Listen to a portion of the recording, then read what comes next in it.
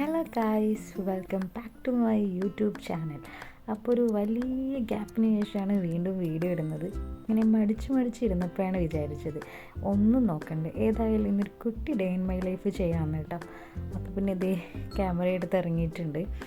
ഇപ്പോൾ ഏകദേശം ഉച്ചയായിട്ടുണ്ട് കേട്ടോ. ഉച്ചയായപ്പോഴാണ് വിചാരിച്ചത് വീഡിയോ എടുക്കാമെന്ന്.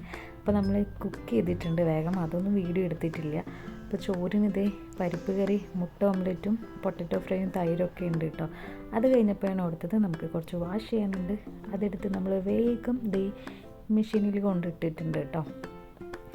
ഒക്കെ കഴിഞ്ഞിരുന്നപ്പോഴാണ് ആലോചിച്ചത് ഫ്രിഡ്ജിൽ ഇതേ 2 മാംഗോ ഇരിപ്പുണ്ട്, എടുത്ത് നമുക്ക് ഷെയ്ക്ക് ആക്കാമെന്ന്.